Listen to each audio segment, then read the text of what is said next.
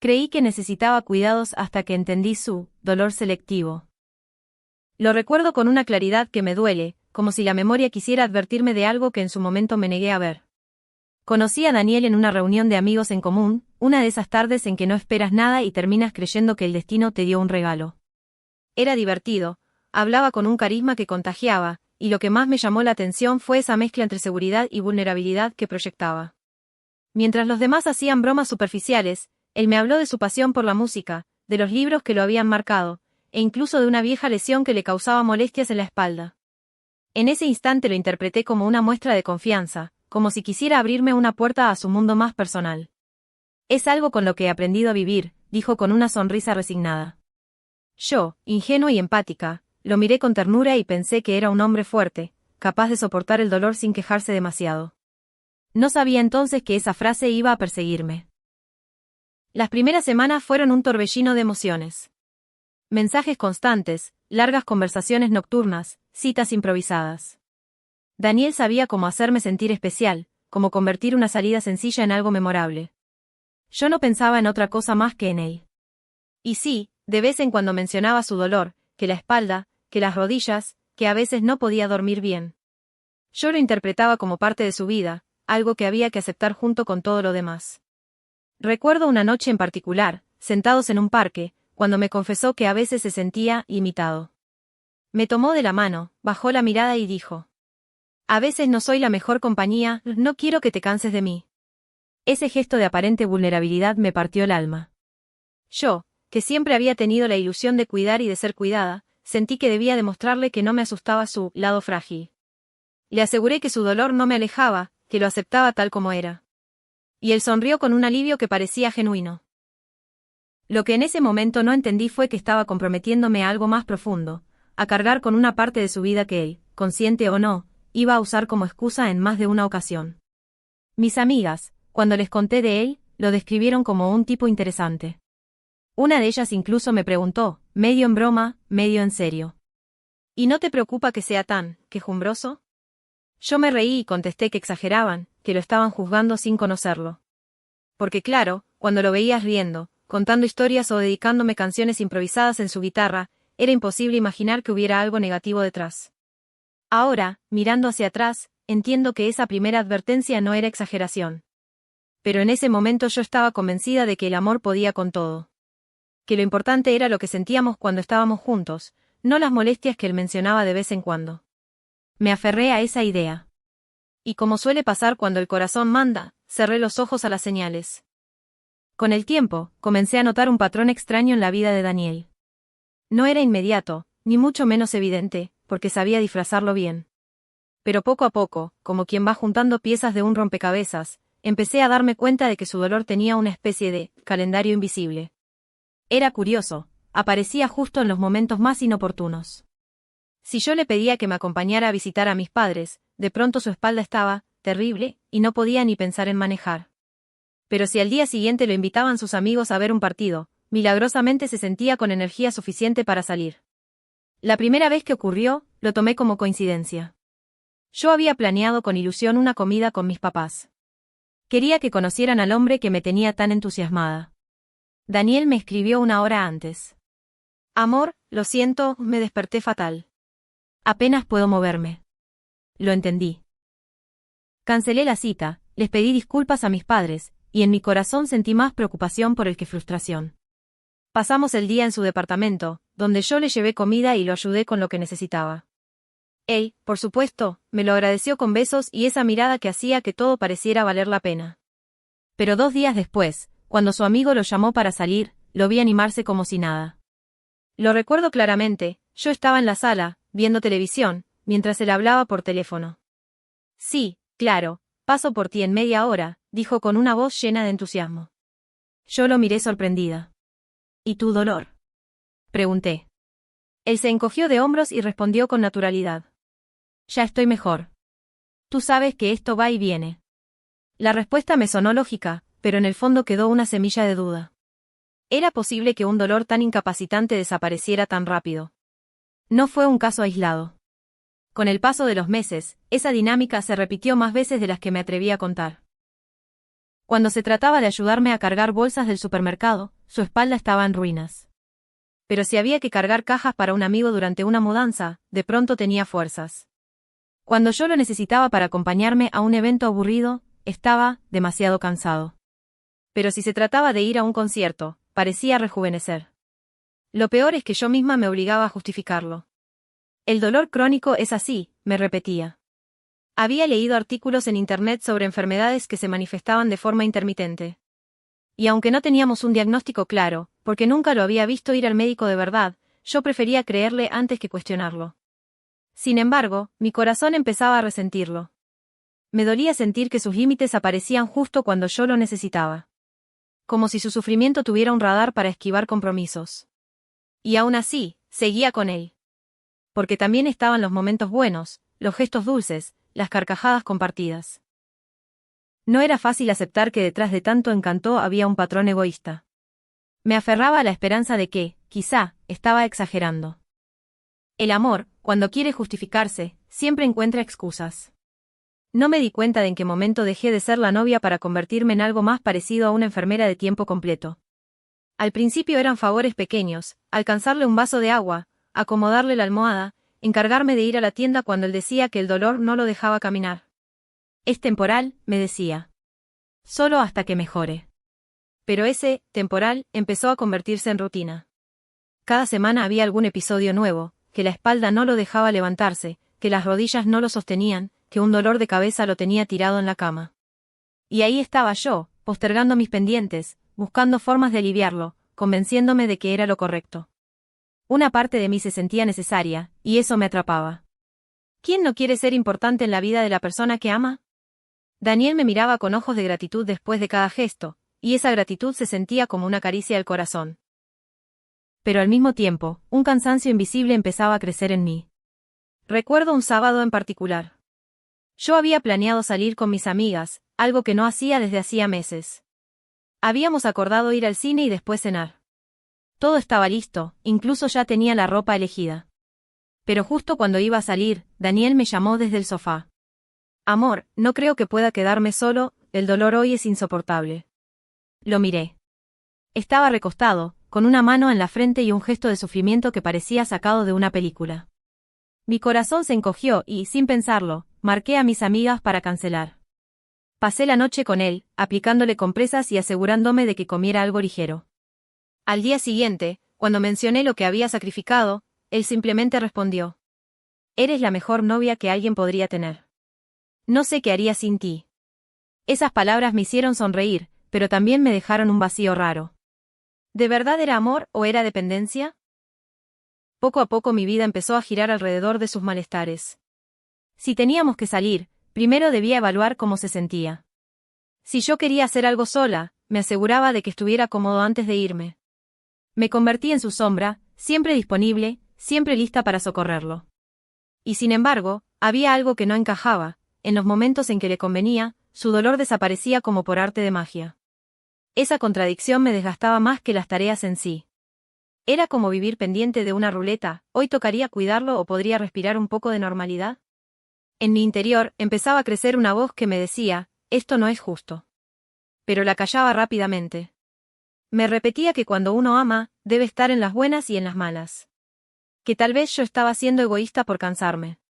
Aún así, cada vez que cancelaba un plan, que cargaba con responsabilidades que no eran mías, sentía que perdía un pedacito de mí misma. Como si me estuviera borrando poco a poco en nombre de un amor que exigía demasiado y daba demasiado poco. Lo que no sabía era que mi paciencia tenía un límite, y que ese límite estaba más cerca de lo que imaginaba.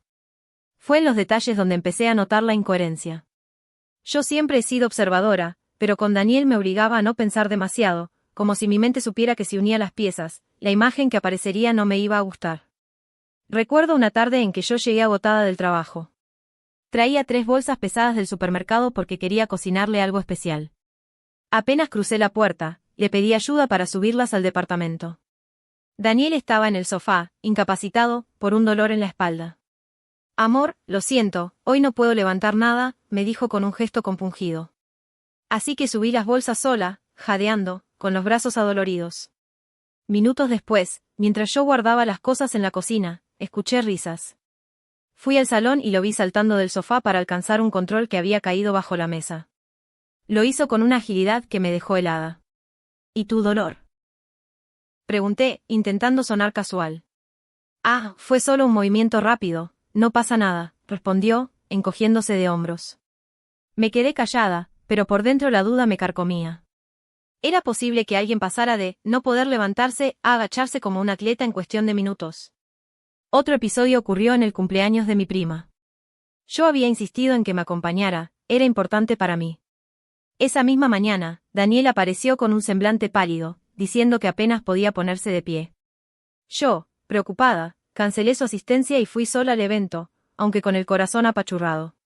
Esa misma noche, al regresar a su casa, lo encontré jugando videojuegos con un amigo, riéndose a carcajadas y comiendo pizza. La escena me golpeó como una bofetada silenciosa. Me miró sorprendido, como si no esperara que volviera tan pronto. Ya me sentía mejor, dijo con naturalidad. Ya me sentía mejor, esa frase se convirtió en su escudo, en su justificación perfecta. Y yo, atrapada entre el amor y la decepción, no sabía cómo rebatirla sin sonar cruel. No era solo eso. También notaba cómo su dolor aparecía en situaciones convenientes. Si yo necesitaba ayuda con la limpieza, él estaba mal; si había que lidiar con mis padres, estaba fatal; pero si había una fiesta con sus amigos, de pronto era otro hombre. Mis pensamientos se volvieron un campo de batalla. Una parte de mí quería confiar, creer que realmente sufría de algo que escapaba a mi entendimiento. Pero otra parte gritaba que estaba siendo usada, manipulada por alguien que sabía cómo despertar mi compasión. Empecé a sentir enojo, aunque me lo tragaba para no discutir. ¿Era egoísta de mi parte esperar reciprocidad? ¿Era cruel dudar de su dolor? Cada vez que lo veía reír a carcajadas después de un episodio terrible, sentía que mi corazón se partía en dos, el amor que lo justificaba y la razón que lo cuestionaba. Fue en esos momentos de sospecha cuando entendí que algo estaba mal. Que no era normal vivir en una relación donde la línea entre enfermedad y conveniencia estaba tan borrosa. Y aunque aún no me atrevía a confrontarlo de lleno, sabía que esa conversación era inevitable. No fue un estallido repentino, sino más bien la acumulación de silencios tragados, de dudas que nunca dije en voz alta. Pero esa tarde ya no pude más. Daniel llevaba 3 días quejándose de un dolor insoportable en la espalda.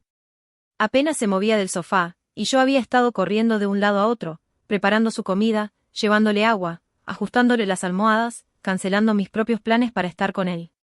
Pero justo ese tercer día, recibí un mensaje de una amiga. Lo vi en el centro comercial con unos amigos, parecía de lo más bien. Al principio pensé que debía haber sido un error, pero la foto que me envió no dejaba lugar a dudas. Ahí estaba Daniel, de pie, sonriendo con una bolsa en la mano. Mi corazón me latía en las sienes. Cuando llegué a su departamento, lo encontré en la misma posición de siempre, tirado, con gesto de mártir. Hoy ha sido terrible, dijo apenas me vio. Apenas he podido moverme. Las palabras me incendiaron por dentro. Cerré la puerta con fuerza y lo miré fijamente. ¿Me vas a decir la verdad? Él parpadeó, desconcertado. ¿De qué hablas? De tu dolor. De cómo milagrosamente se te quita cuando te conviene. Mi voz temblaba, no de miedo, sino de rabia contenida. Se incorporó un poco, con un gesto dolido. ¿En serio crees que invento esto? Su tono era de reproche, casi de víctima. No tienes idea de lo que se siente vivir con algo así. Entonces explícame cómo es que puedes salir con tus amigos al centro comercial mientras yo estoy aquí, partiéndome en dos para cuidarte. Le solté, mostrando la foto en mi celular. Vi cómo su expresión se tensaba. Por un segundo, me pareció ver la máscara resquebrajarse. Pero rápidamente volvió a la carga. Solo quería distraerme, pensé que me ayudaría. No quería preocuparte. No querías preocuparme. Reí, amarga. ¿O no querías que me diera cuenta de que todo esto es conveniente para ti?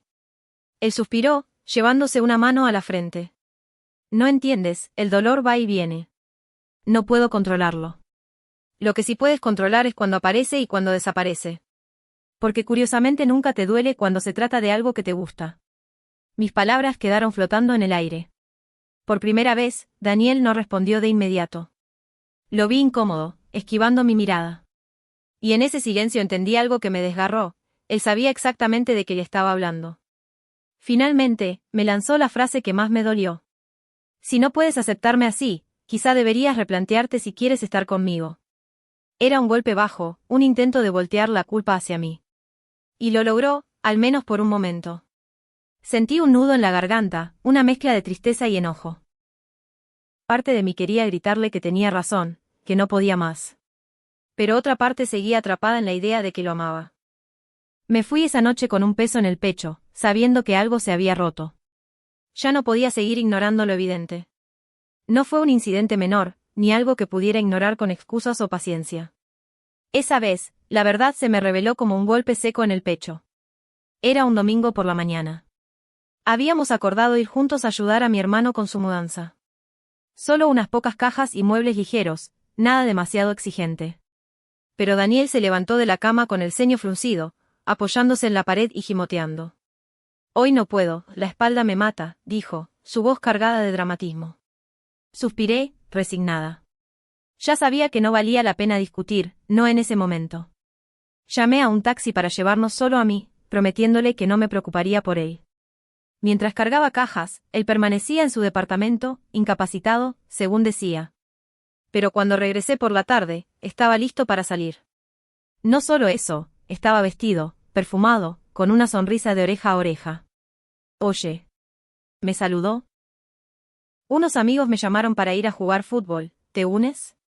Me quedé paralizada. ¿Fútbol? ¿Ahora? Pregunté, incrédula. ¿Y tu espalda? Ah, ya estoy mejor. Solo era el dolor de la mañana. Nada grave. Mi corazón se encogió de frustración y decepción. Todas las veces que había sacrificado mi tiempo, mis planes y mi energía para cuidarlo, para acompañarlo, para cubrirlo, habían sido en vano. Era evidente, su dolor era selectivo, una herramienta que usaba cuando le convenía. En ese momento me sentí vacía. La rabia se mezcló con tristeza, y por primera vez, sentí claridad. Entendí que no se trataba solo de una cuestión de enfermedad, sino de manipulación consciente. Y lo peor era que yo había permitido que esa manipulación se convirtiera en rutina. Me acerqué a él, tratando de contener la emoción. Daniel, no puedo más, dije, con voz firme. Ya entendí cómo funciona esto. Tu dolor no es constante, es estratégico. Y yo no voy a seguir jugando ese papel. Él abrió los ojos, sorprendido, como si no esperara que yo finalmente lo enfrentara. Intentó justificar, intentó suavizar, incluso recurrió al victimismo. No lo entiendes, no es así. Pero no había vuelta atrás. Aquella revelación me liberó de una carga invisible que llevaba meses arrastrando. Sentí que mis hombros se aligeraban, que podía respirar por primera vez en mucho tiempo. No era solo enojo, era un despertar. Esa tarde no discutimos, simplemente me fui.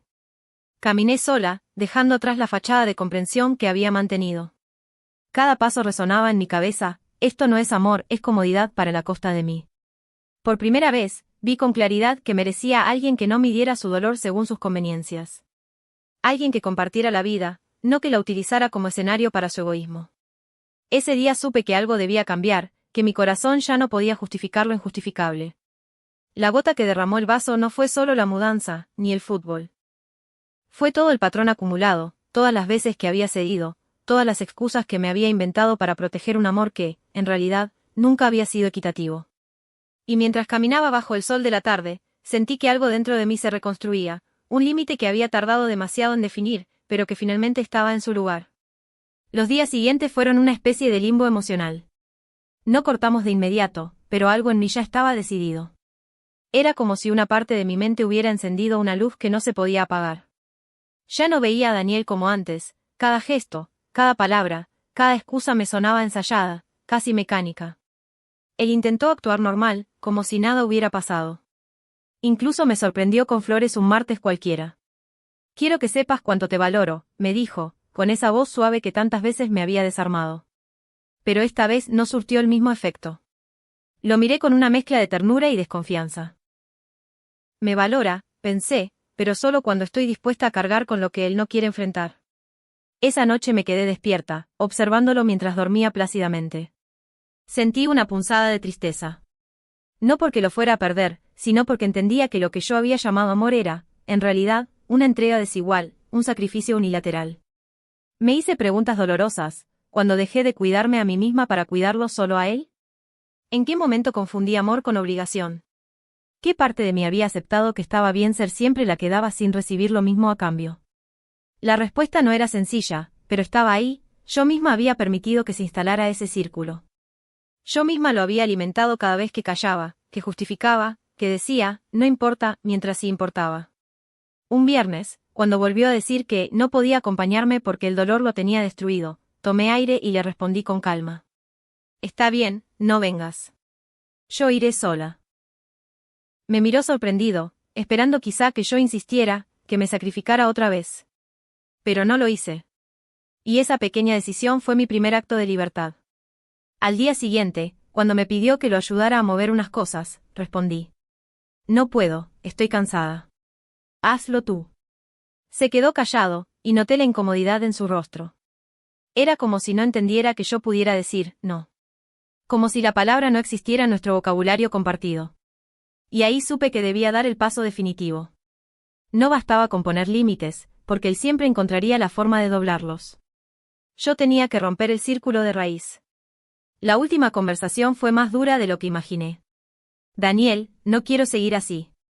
No es justo para mí. Tu dolor aparece cuando conviene, y yo ya no puedo vivir en esa dinámica.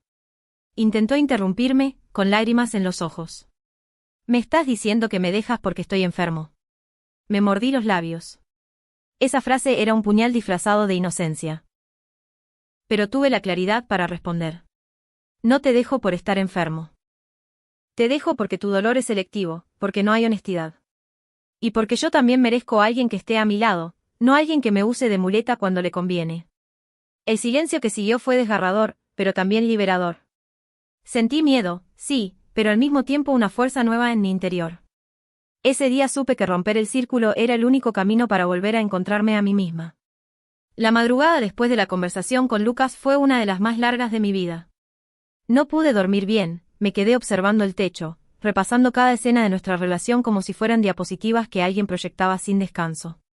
Su sonrisa al inicio, su aparente vulnerabilidad, mis esfuerzos por cuidarlo, y, finalmente, la manipulación. Al día siguiente, decidí que no podía seguir postergando lo inevitable. Preparé café, respiré profundo y lo desperté. Su cara estaba aún adormilada, pero cuando notó que yo estaba seria, frunció el ceño. Tenemos que hablar. Dije, con voz firme. ¿Otra vez? Bufó, girándose en la cama. Me senté frente a él, con los brazos cruzados. Lucas, lo he pensado mucho. No dudo que tengas dolor a veces, pero lo que sí sé es que lo usas para manipularme. Me hace sentir culpable cuando quiero salir, cuando quiero avanzar, y ya no puedo seguir viviendo así.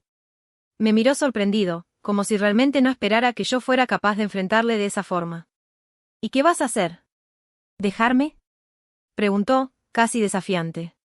Tragué saliva, con el corazón en la garganta, pero asentí. Sí. Voy a dejarte. Necesito recuperar mi vida. El silencio que siguió fue ensordecedor. Lucas me miraba incrédulo, luego indignado. ¿Así de fácil? Después de todo lo que hice por ti. Quise reír, pero lo que salió fue un suspiro. ¿Qué hiciste por mí, Lucas? Yo fui la que siempre estuve ahí. La que cargaba con todo. Tú solo tomabas y exigías. Intentó levantarse, como si quisiera detenerme, pero su gesto dramático no me conmovió. Sabía que en parte fingía. Ya no lo veía como un hombre indefenso, sino como alguien que había perfeccionado el arte de la manipulación. Reuní mis cosas en silencio. Puse en una maleta lo que me pertenecía, mientras él murmuraba reproches. No respondí, porque cada palabra que saliera de mi boca podía convertirse en munición para que intentara retenerme. Antes de irme, lo miré una última vez. Espero que algún día aprendas a responsabilizarte de tu vida, de tu salud, y de cómo tratas a los demás. Salí de aquel apartamento con el corazón latiendo fuerte, pero al mismo tiempo con una extraña sensación de libertad. El aire de la mañana me pareció más fresco, el sol más brillante. Me di cuenta de que había cargado con una sombra demasiado tiempo. Los días siguientes fueron un proceso. Sentí dolor, rabia, incluso nostalgia. Pero cada vez que pensaba en volver, recordaba sus excusas, su manera de usar el dolor como llave para manipular. Eso me devolvía al presente. Con el tiempo, entendí algo: el amor no debería sentirse como una carga. No debería desgastarte hasta dejarte vacía. Y aunque dolía aceptar que había invertido tanto en alguien que no lo merecía, también me alegraba haber tenido el valor de poner fin a ese ciclo. Hoy camino hacia adelante, con cicatrices, sí, pero también con la certeza de que me elegí a mí misma. Y eso, más que nada, es la verdadera victoria.